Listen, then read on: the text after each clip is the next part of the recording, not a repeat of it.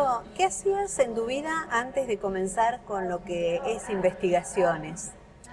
Yo nací en Perú hace casi 41 años, estoy por cumplirlos, nací en la ciudad de Lima y de chico quería ser músico. De hecho estudié música con una pianista muy famosa en mi país, Concho Leví de Staff, que ya falleció, y ese era mi enfoque, o ser músico o ser pintor. Pero por mandato familiar empecé a estudiar mercadotecnia, trabajé varios años en la industria farmacéutica como representante de un laboratorio. Nada hacía presagiar que en los primeros años ni me dedicaría a la música y tampoco seguiría en el mundo empresarial o de los laboratorios o ese tipo de cosas. Mi experiencia de contacto vinculada con el fenómeno de los ovnis, los tripulantes, los mal llamados ovnis, daría un giro de 180 grados en mi camino y esto me llevaría obviamente a dedicarme a otra cosa, a difundir estos temas, lo que me pasó. ¿Cuál fue la primera experiencia que tuviste? Yo ya había terminado el colegio, estaba estudiando, como te dije, mercadotecnia y como todo muchacho que en un momento se toma un repaso, había cerrado mis apuntes, mis cuadernos para tomarme un break, como para descansar. Y en ese momento escucho una voz en mi cabeza, y esto lo he contado un montón de veces cada vez que me han entrevistado. Una voz en perfecto castellano, que la sentía dentro de mi propia mente, y me decía que no dejara de seguir buscando. Y tenía razón esa voz, de donde viniese, porque de niño había tenido ya observaciones de objetos no identificados. En la adolescencia, a los 14 años, en 1988, había sido testigo de un encuentro ovni muy potente, también en la ciudad de Lima. Sin embargo, no me había comprometido lo suficiente a investigar de qué se trataba. Así que cuando esta voz, ya el año 93, me decía, en medio de mis apuntes en mis libros, que no dejara de seguir buscando, fue para mí muy importante. Yo dudé, porque me dijo luego de que eran seres extraterrestres, que estaban entrando en contacto conmigo. ¿Cómo podía yo confirmar que realmente estaba recibiendo un mensaje mental de supuestas inteligencias extraterrestres? Lo recuerdo y a pesar que lo he contado tantas veces, siempre me llega como una emoción especial. Esta voz, como si hubiese leído mis sentimientos, y de hecho lo hizo, el interlocutor de esta voz, que es un ser no humano, me pidió que subiera a la terraza de la casa y allí empezó todo. Darme una corroboración de que no era fruto de imaginación mía, sino que realmente había una comprobación sensata del asunto, algo que yo pudiese ver. Y como lo he contado, como ya dije tantas veces, subí a la terraza, acompañó a mi familia y juntos allí vimos un objeto rojo brillante sobre la azotea, sobre la edificación, sobre la vivienda de la casa, en Orrente del Mar, una zona residencial, como decir Palermo, aquí en la ciudad de Buenos Aires, donde nos encontramos ahora charlando cómodamente en este establecimiento. De un mensaje, un avistamiento concreto que vio mi familia, esto se transformó en algo realmente increíble y de allí no paró. Hasta el día de hoy he mantenido esa comunicación mental, telepática, que ha sido confirmada con nuevos avistamientos, en algunas ocasiones invitando periodistas o investigadores a estos contactos. Y por si ello fuera poco, lo más inquietante es que no solo vi estos objetos o haber recibido estos mensajes mentales que estoy mencionando, también vi físicamente a la tripulación. También tuve contactos físicos con esos seres. Ricardo, me parece algo tan especial porque generalmente cuando uno se encuentra con gente que ha hecho avistamientos, generalmente se encuentran solos y por ahí es muy difícil de que a esta gente se le crea. A veces la gente duda de que sea un producto de la imaginación o porque estás leyendo demasiado sobre el tema. Pero el hecho de que tu familia estuviese presente en ese momento tan importante que fue la primera vez, me parece que respaldó todo esto que estás haciendo ahora. Fue muy importante para mí, de hecho en esa época, o pocos años después, a mi madre le detectarían cáncer al colon izquierdo, con una complicación del páncreas, ya como una metástasis, y la atendieron en un hospital de Lima. Mi padre fue un importante funcionario de informática en el Seguro Social de Perú. Teníamos una obra social, un seguro médico que atendía a mi madre, a nivel oncológico me refiero. Resumiéndote la historia, a mi madre le dieron 3 meses de vida y estos mismos seres que me contactaron dijeron que le iban a curar. Mi madre, que si bien es cierto fue testigo de la observación del objeto, no es una mujer, mamá, cercana a lo extraterrestre, a la ufología. Ella es muy terrenal, católica, claro, apostólica, más tierra, una mujer maravillosa mi mamá, pero es más conservadora, como somos la mayoría tal vez en la educación que tenemos en Perú, ¿no?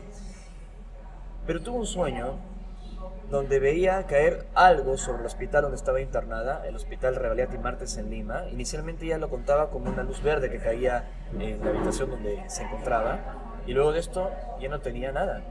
De hecho, le hicieron los exámenes de cancerígeno embrionario, le salía 0% neoplasia. Apenas creo que le hicieron 2 quimioterapias, las tuvieron que interrumpir, y hasta el día de hoy, unos 20 años más tarde, mi madre está mejor de salud que yo, creo. Así que estos seres no solo permitieron que mi familia fueran testigos de un objeto brillante en el cielo, sino de sus intenciones, que son positivas. Ya que cuando se habla del contacto extraterrestre, hay de todo en el universo, y hay algunos escritores que se han concentrado, lamentablemente, en solo enfocarse en lo que podría ser tenebroso, las conspiraciones. Y vuelvo a repetir, hay de todo en el cosmos, Claro. pero la exageración o poner a todo en el mismo saco es un enanismo mental, un delirio. Hay seres que vienen con buenas intenciones, y ha sido al menos mi caso y de tanta otra gente con quienes hemos tenido otras experiencias, y no solo con mi familia. Esto fue el principio. Claro. Como ya dije, también tuve experiencias con periodistas, investigadores, recientemente en Monte Shasta, con la importante estudiosa Paola Harris, una periodista ítalo-norteamericana que fue asesora, asistente, compañera del investigador Joseph Allen Hynek.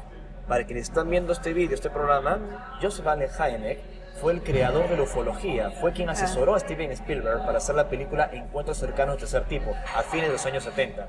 Así que Harris, que es una eminencia en la ufología, una periodista connotada de estos temas, vino con nosotros, vio los objetos a la hora exacta en que estos seres nos habían dicho, en Shasta el año pasado, al norte de California, los Estados Unidos, y por si ello fuera poco, también pudo ver dentro de una concentración de energía a uno de los seres que está en contacto con nosotros. Vio físicamente a Antarel, que es un extraterrestre de 2,70 metros de estatura.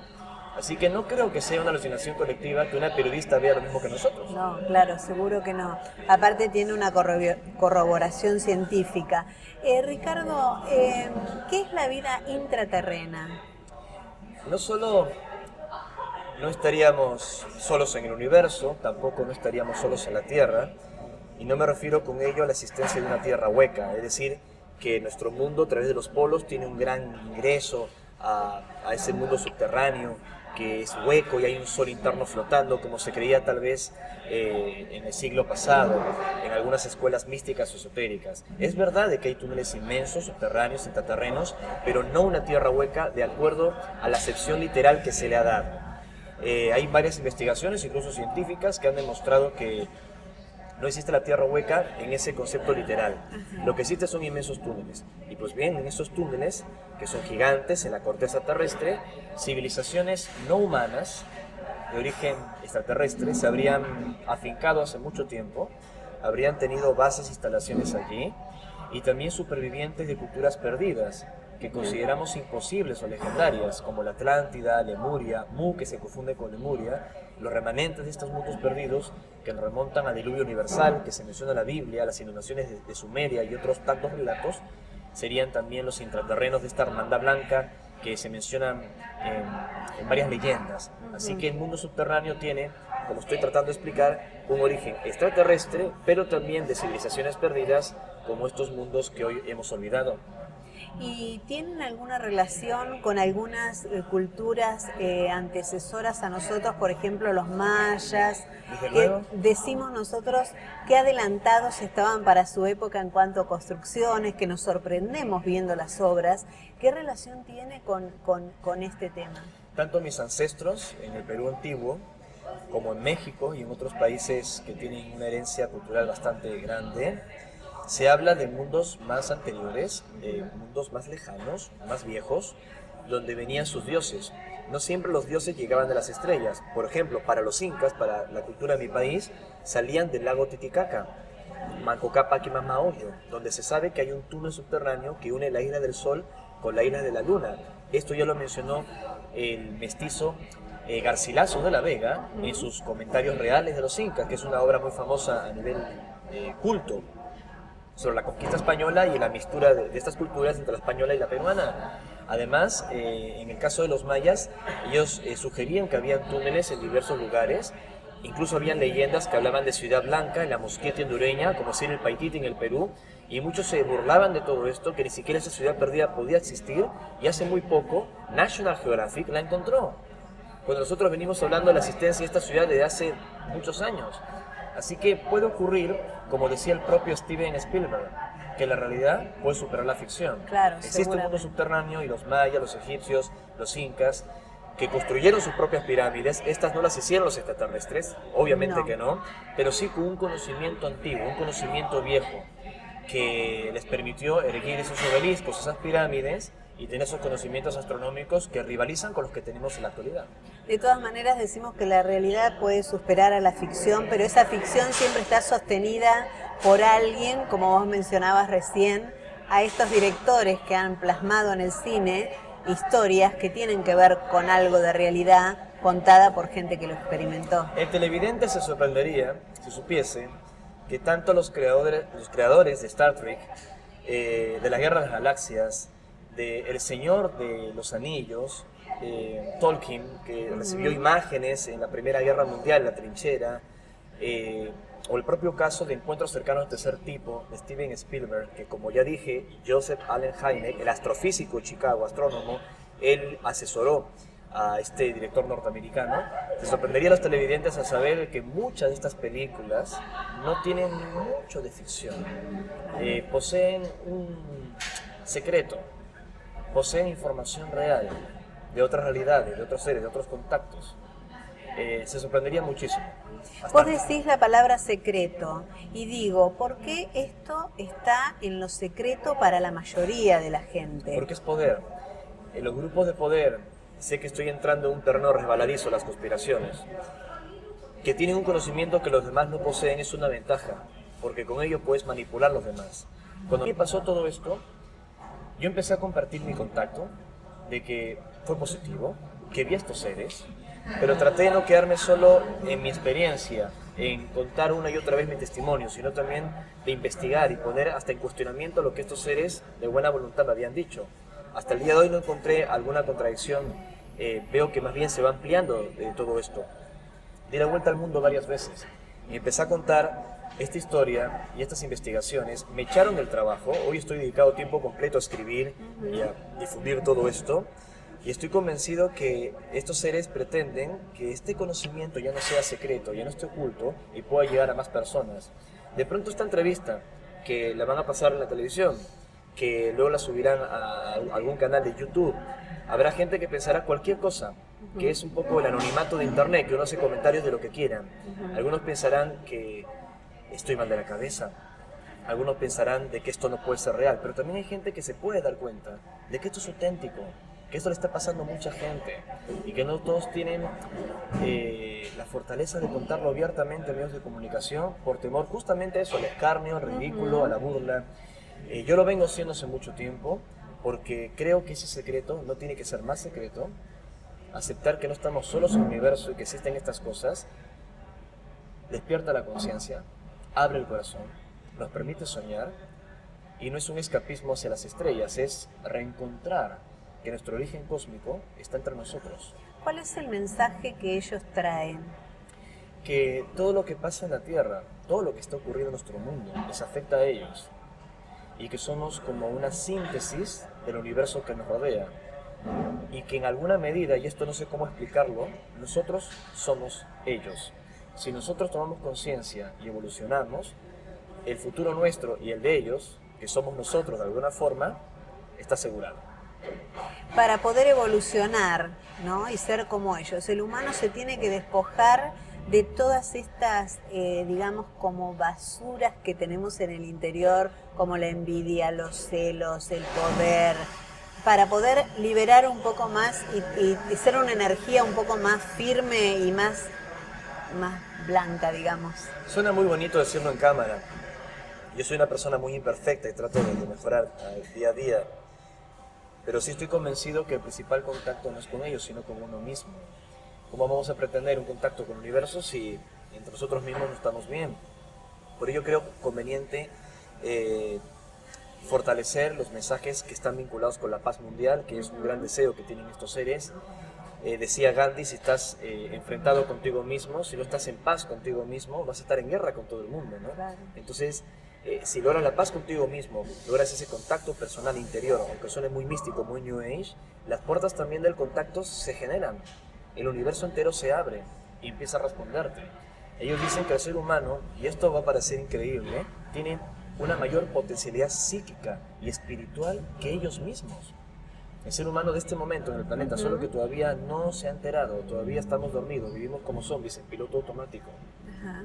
Por eso nos burlamos de estas cosas, porque no las Por entendemos. miedo por ahí también, ¿no? Porque Por no temor, las entendemos, por miedo. Mm. Sin embargo, bueno, hace poco estuve en una entrevista en la televisión de Uruguay y las cosas han cambiado mucho, ¿no?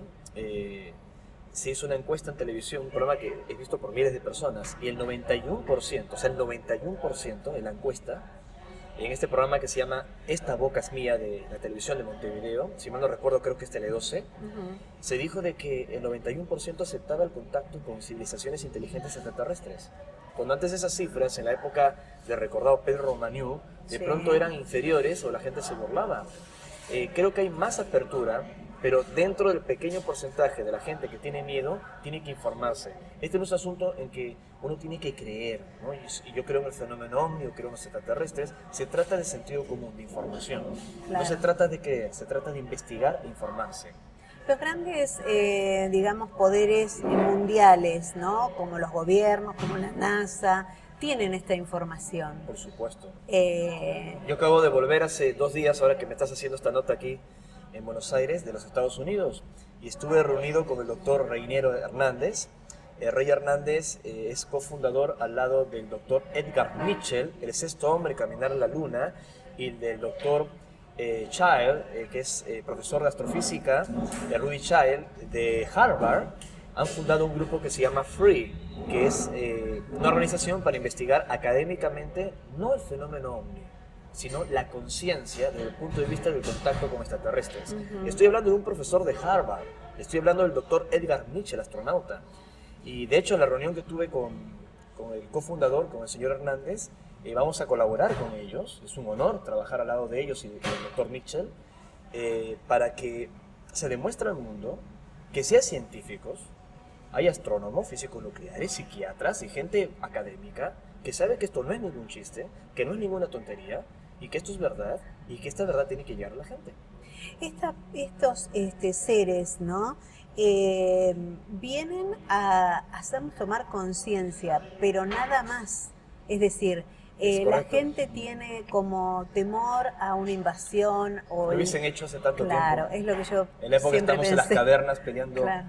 con piedras. No, si hubiesen querido... Vienen a expandir conquistarnos, conciencia. Lo hubiesen hecho hace tiempo, sí. Vienen a expandir conciencia. Vienen a motivar el redescubrimiento del ser humano. Hay gente que, repito, viendo el programa dirá, ok, pero de pronto en el caso Roswell, ¿no? El caso Roswell, que ocurrió hace más de 60 años, venimos escuchando lo mismo, ¿y por qué no bajan ahora con sus naves sobre la Casa Blanca de los Estados Unidos, en Washington, o aquí en Buenos Aires, y se cambian las cosas de una vez? Para nosotros transcurrieron 60 años. Para estos seres fue la semana pasada o hace 5 minutos. Claro. Y nosotros somos los impacientes. Es más, hasta vivimos solo 75, 80 años aproximadamente, cuando estos seres son muy longevos y pueden vivir miles de años. Claro. Y queremos que accionen como nosotros creemos que deben accionar. Es un disparate. El terrestre es mortal, es finito, ¿no? Aquí en la Tierra. Pero se pasa a otro estado donde... La muerte no existe. Claro. Es lo que al menos ellos han dicho en los mensajes que hemos recibido. Ajá. Que la muerte es tan Existe solo la el muerte cese del cuerpo del físico, envase. exactamente, y nuestra energía, nuestra alma, o como le queramos llamar, se traslada a otro plano de realidad. Ya lo recordaremos cuando pasemos por ese momento. ¿Crees que las religiones han influido también en mantener un paradigma, que la gente crea, por ejemplo, hay religiones que no creen en la reencarnación o no creen en la vida más allá? ¿Ha influido también en el pensamiento colectivo? Sí, la mayoría de las religiones, particularmente el cristianismo, sí cree en la reencarnación. El cristianismo primitivo, el origen, obviamente con el tiempo esto fue cambiando y se cambiaron, disculpando la redundancia, las reglas de juego, ¿no? Como el Concilio Constantinopla II y otras cosas más. Pero más allá de la discusión de quiénes creían o no en la reencarnación, que es un tema que se puede discutir, definitivamente hay mucha influencia de las religiones en el sistema de creencia del ser humano. Claro. Creo que más que crear paradigmas en base a creencias viejas, y lo digo con mucho respeto, tenemos que salir de la caja mental y abrir la conciencia, explorar lo que hay en común en diversas creencias, como por ejemplo en el budismo, de que hay meditaciones hermosas del budismo que contemplan no solo la sanación y el abrazo fraterno entre los seres humanos, sino con todas las criaturas del universo. De hecho, Jesús ya decía, en la casa de mi Padre, que es el universo, muchas casas hay. Tengo ovejas que no son de este rebaño. ¿Quién fue Jesús en realidad? Otro tema bastante inquietante. Jesús para mí, y espero no sonar religioso, es una persona muy importante. Es un ser maravilloso. Desde que tengo uso de razón, siempre lo he sentido así. Y todos los mensajes que hemos recibido de estos seres han hablado muy bien de la persona que conocemos como Jesús, pero lo sacan del contexto de las religiones, de las instituciones, del humano. Lo ven como un ser grandioso, esplendoroso, increíble, como también a otros grandes avatares o maestros de la historia de la humanidad. Pero no fue un extraterrestre, como he escuchado hablar en algunas conferencias con algunos expositores que me han acompañado, y yo les he acompañado en estos congresos grandes que se hacen en el mundo. Con mucho respeto, no creo que Jesús haya sido un extraterrestre. Hay un amigo nuestro en Perú, un médico, el doctor José Luis Pérez Alvela, que inventó una frase que muchos se la hemos robado, una frase que me encanta. Y Pérez Alvela dijo que Jesús no fue un extraterrestre, es un terrestre extra. Es hermosa un ser la humano frase. con potencialidades extraordinarias, que está conectado con lo que los seres humanos llamamos Dios, porque ese es otro debate. Si dices que Jesús fue un humano especial, la gente dice, ¿acaso no fue Dios? Entras en conflicto con mis creencias. Fue todo eso, pero obviamente no como nosotros lo pensamos. Creo que más que intelectualizar a la persona de Jesús, que a veces hay gente que habla mucho sobre Jesús y cada uno cree que es dueño de la verdad, y creo que hay que ser ejemplo de lo que él dijo. Creo que es la mejor forma de hablar de él. Realmente esto de Más que resumir el conferencias, mandamiento del amor, creo que fue lo pueden ser sublime, ¿no? maravillosas, vivir ese mandamiento del amor, ese mandamiento de la fraternidad, ese mandamiento de la unidad, sino qué mensaje Jesús está transmitiendo, o de seres de luz. Vos decías que no solamente existen seres blancos en el universo, Hay hay de de todo en el todo. cosmos. ¿Esto qué significa? El concepto de bien y mal es muy relativo, y nosotros en la Tierra lo tenemos bastante marcado y polarizado. Creo que en altas esferas en el universo ese concepto de bueno y malo no es tan así. Sencillamente son opciones, programas, posturas, como si fuera un juego de ajedrez. Tal vez los contrastes que nosotros percibimos aquí, en algunos planos de un universo no físico, se ven desde otra perspectiva. Creo que es como estudiar las leyes de la física basadas en la relatividad de Einstein. Y si yo tomo, por ejemplo, este azucarero, ¿no? Y lo suelto, va a caer por gravedad. Pero la mecánica cuántica, de pronto las leyes son distintas, ya lo decía Max Planck. Igual ocurre con estos conceptos de bien y mal. En un plano superior esto no existe. Entonces, aunque es muy filosófica mi respuesta, cuando encuentras el equilibrio, hallas la unicidad y no hay más conflicto y estás en paz. Ahora bien, bajando un poco ese concepto a plano tierra, sí que hay civilizaciones, seres en otros planos, en otras realidades, o físicos extraterrestres, que tienen posturas o comportamientos que bajo nuestro concepto de ética y de moral son negativos. Y otros seres que bajo nuestro concepto de ética y de moral son positivos para nuestros intereses.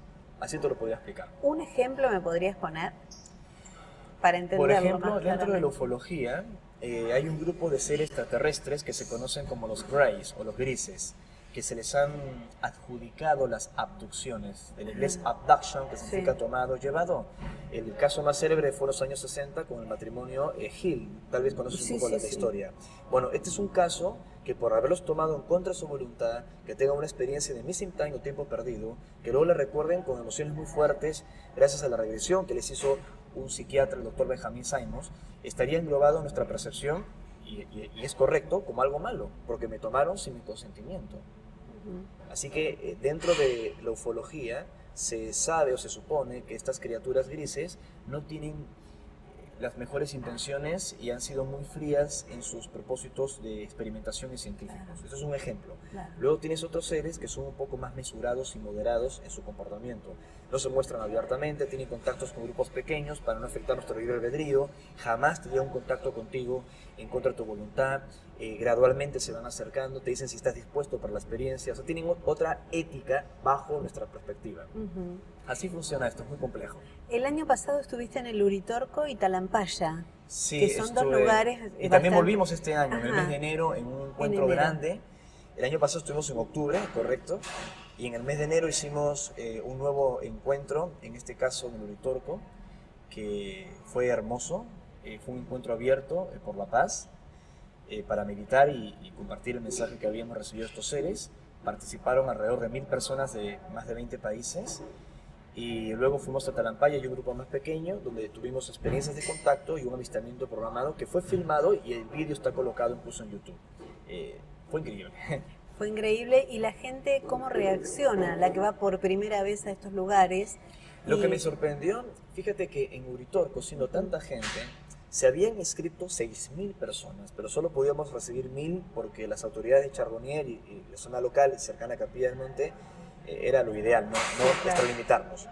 Y habiendo tanta gente de tantos países, cuando hubo algunos avistamientos, que yo los expliqué, los señalamos con un láser astronómico, explicamos a la gente que no se confundiese con satélites, Iridium, la Estación Espacial Internacional, tenemos software online de tracking para que no hayan confusiones, para la gente que no sabe distinguir lo que ve en el cielo, la gente no se distrajo. Me sorprendió, no cayó en el fenómeno. Claro. Seguía trabajando las prácticas que sugerimos de concentración, de meditación, no porque crea que meditando se va a salvar al mundo, no soy tan tonto. La meditación ayuda y mucho a despertar conciencia, es en la acción. Este encuentro sirvió para hacer una donación con la colaboración de la gente, porque fue sin fines de lucro, a la comunidad infantil que lidera la intendente de Charbonnier, la doctora Rosana Montenegro. Así que se hizo algo concreto, no que solo fuimos a meditar, se hizo algo concreto, una donación importante. Creo que ese fue el principal objetivo, que la gente reaccionó bien. Obviamente en Talampaya, después del Uritorco, que fuimos un grupo más pequeño, ahí los contactos son un poco más intensos. No porque sea Talampaya, sino porque al ser el grupo más pequeño, estos seres se pueden aproximar un poco más. Pero la gente también reaccionó muy bien. También creo que ellos deben dimensionar lo que producen en el otro, ¿no? Ellos controlan. Claro. En el buen sentido de la palabra, ¿no? Sí.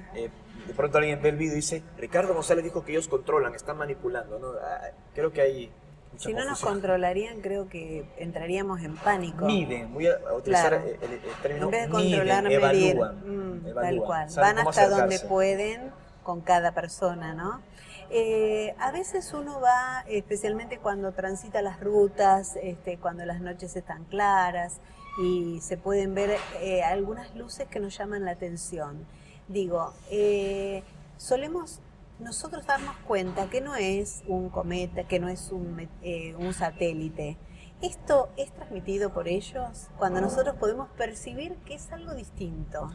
No porque sea distinto realmente físicamente, no sé si soy clara en la pregunta. Cuando uno tiene un avistamiento, tiene dos formas para poder discernir lo que está observando. Una es la racional y la otra es la intuitiva.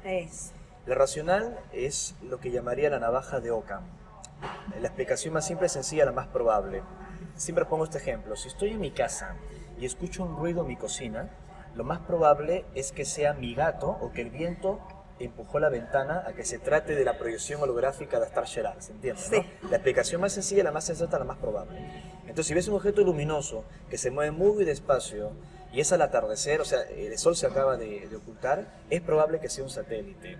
Si estás siguiendo el desplazamiento de la ISS, la Estación Espacial Internacional, te vas a dar cuenta que es un objeto más brillante que se hincha y luego se apaga. Este tipo de cosas sirven al observador para discernir lo que está haciendo.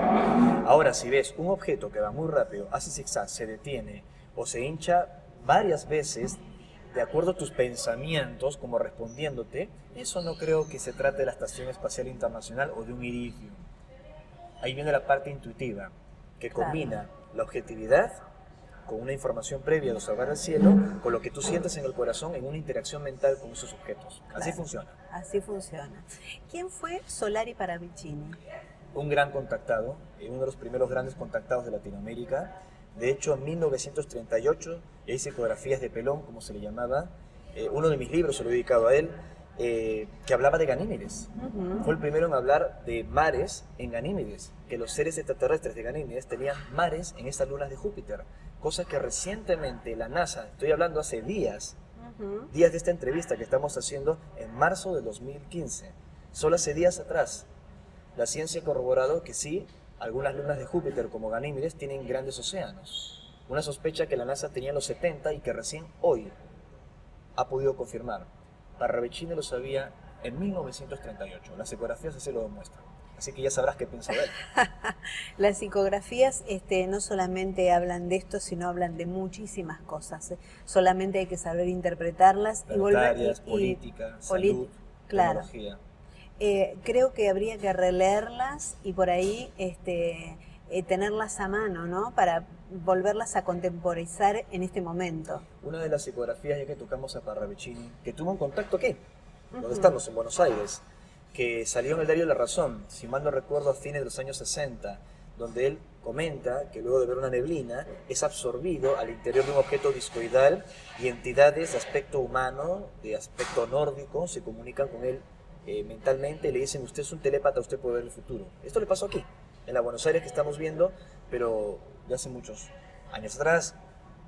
Como ya dije, esto salió publicado en el diario La Razón. Parravicini, la profecía que más me ha apasionado es la del enigma del hombre gris, que estoy convencido, y de hecho así se llama uno de mis libros, no es un personaje político, no es una persona en concreto, creo que es la gente, es el nivel de conciencia de la gente. Hay psicografías inéditas de Pelón que hablan de la forma gris, de la flor gris, de la masa gris y que surge en el cono sur de Sudamérica. Estoy convencido de esa profecía. Creo que algo increíble está sucediendo en este continente. Creo que es así. Siempre Latinoamérica o Sudamérica se ha marcado como un lugar donde renacería o habría como una nueva perspectiva del mundo, pero que sería en esta zona. Vos has andado por las selvas, has andado por muchos lugares de América y creo que mencionás siempre más América que Europa en estas cosas, porque es así. Es buena tu observación. He viajado por todo el mundo, he estado en lugares como en Siberia, en Rusia, en el desierto Gobi, en Mongolia. Hace poco estuve en los Himalayas, en Nepal. Pero la clave está aquí, en Latinoamérica. Una explicación, digamos, energética para quien que la quiera tomar. El anillo de fuego, que concentra el 82% aproximadamente de la actividad telúrica y sísmica del mundo, antes se encontraba más activo en su sector asiático. El sector espinazo que involucra las Américas, desde el norte de los Estados Unidos, vamos a decir, desde casi llegando a Alaska, hasta la península antártica, es el sector más activo. Y esa energía, como una serpiente, como una kundalini activa, está aproximándose hacia el sur. En este momento, la concentración más importante de energía se encuentra en una zona que los extraterrestres denominan el portal del tiempo, que involucra el lago Titicaca en Bolivia y Perú, el desierto Atacama. Es una región que toca un pedazo de Argentina, Chile, Bolivia y Perú, pero tiene como epicentro al volcán Sajama. Así va a ser hasta el año 2027. Del año 2027 en adelante, esto según mensajes, mediciones y un largo etcétera, esa energía se va a desplazar más al sur y se espera que se concentre en la Patagonia. Y después de concentrarse en la Patagonia durante un tiempo, la energía finalmente va a descansar en la Antártida. Esto explica por qué el cono sur es tan importante. Claro. ¿Y esto qué sería? ¿Esta energía qué nos daría? Es una energía magnética de conciencia. En la medida que esto se vaya incrementando y termine su recorrido, esto no lo puedo explicar científicamente, no tengo elementos para explicarlo racionalmente, pero de un punto de vista místico, espiritual, lo que dicen ellos es que cuando llegue allí, cuando culmine ese camino, ahí se produce esa transformación que nos va a afectar a todos. Pero esa transformación que nos afectaría a todos, cuya fecha no hay, no depende exclusivamente de un fenómeno externo a nosotros. Claro. No nos equivoquemos como pasó en el 2012, que mucha gente pensaba que en esa fecha ya se acababan los problemas de la humanidad, que de un porrazo pasamos a una cuarta, una quinta dimensión, y eso no ocurrió. Estamos en un tránsito gradual histórico hacia otra realidad. Creo que todos los cambios fueron graduales, ¿no? Mucha gente apostó al 2012 como una vuelta de campana de la Tierra. Yo fui uno de los pocos que fui en contracorriente. Prueba de ello son las conferencias que tengo en YouTube. Por ejemplo, hay una que di en la Casa del Libro de Barcelona, con mi editorial, que es Lucierna, de Grupo Planeta. Y antes que fuera el 21 de diciembre de 2012, ya había hablado mucha anticipación de todo esto. En el 2009 con Planeta publiqué después de 2012 y ya daba mi opinión. O sea, lo mismo que estoy pensando hoy lo había publicado con Planeta en el año 2009. No es que yo me acomodé, Claro. siempre pensé lo mismo. Y al final el tiempo me dio la razón, ¿no? Y no se trata de tener razón, sino de no mentirle a la gente, de que se concentren en una fecha, que tienen que caminar hacia un lado. Tienen que concentrarse en lo esencial y no en Como lo externo. todos los cambios van a ser graduales, ¿no? En el universo todo es gradual, claro, nada ocurre de un porrazo. y parte de adentro hacia afuera, ¿no? Ese cambio va a venir desde el ser humano, del interior del ser humano Así hacia debe ser. afuera para repicarse.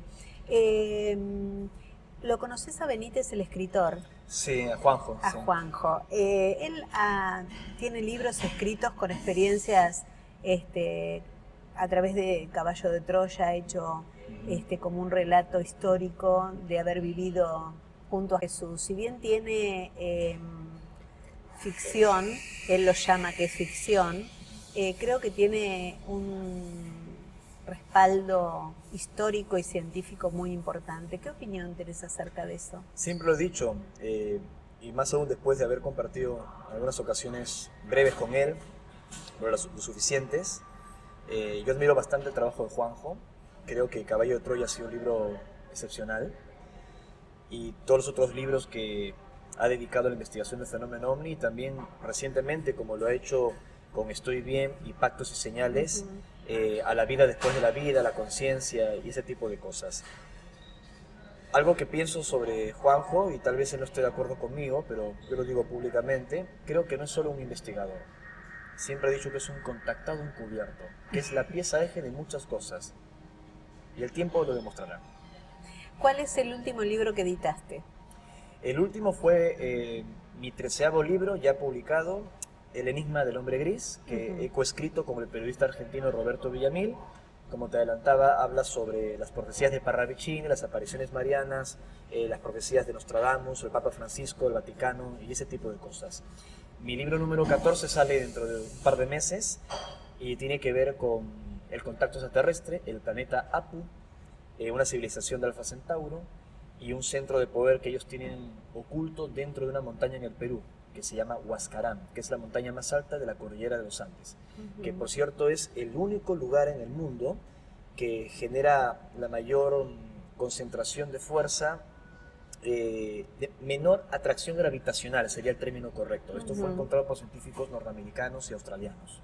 Es el punto, y creo que se midieron cientos de puntos en todo el globo, que tienen menor atracción gravitacional en el planeta, y está en el Huascarán, la montaña más alta de la cordillera de los Andes, que está no muy lejos de Huaraz, en la provincia de Ancash, en el Perú, y que además es la segunda montaña más alta, porque las montañas se tienen que medir desde el centro del planeta. Es decir, que si una persona está de pie en lo alto del Huascarán, está más cerca al cielo que estando parada en el Everest, en el Valle. Claro. Y Como se miden vamos los icebergs. Exactamente, como se miden los icebergs. Y bueno, hay que preguntarle a los marinos cuán importante es también lo que está oculto, lo que no se ve abajo. Como fuese, este libro va a ser bastante revolucionario porque estamos contando la historia de nuestra experiencia de contacto que empieza en 1960. En 1960, con datos, investigaciones, información que ha involucrado a mucha gente y que al día de hoy todavía no está del todo conocida. Yo soy uno de tantos testigos de contacto, como otros que me han precedido, otros que vendrán después, pero en el caso del Perú, los encuentros cercanos empiezan en 1960. Me refiero a encuentros cercanos documentados, con fotografías, con testimonios, me refiero a ese tipo de encuentros. En 1960. Ricardo, ¿existe un mundo paralelo a este? ¿Podemos decir que en este momento aquí hay otros seres conviviendo con nosotros? Michio Kaku, que es considerado como el heredero de Carl Sagan, dice que de acuerdo a las teorías de las supercuerdas, teorías de la mecánica cuántica, debería existir un modelo con al menos 11 dimensiones, como mínimo. Según el doctor Kaku, mientras usted y yo estamos charlando acá, en esta cafetería, una copia de nosotros podría estar viviendo una realidad paralela, como la serie Parallels, ¿no? Que está en Netflix, que podríamos estar teniendo otras profesiones, hasta otra familia. Y esto no lo digo yo y no es una canalización de extraterrestres, lo dijo el doctor Kaku. Hay que leer el libro La física de lo imposible, y se van a sorprender también. Son teorías científicas, esto no es ningún delirio.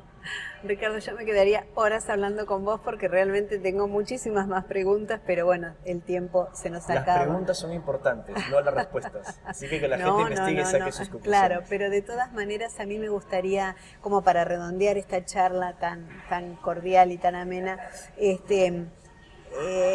alguna reflexión para la gente. O sea, generalmente estos temas...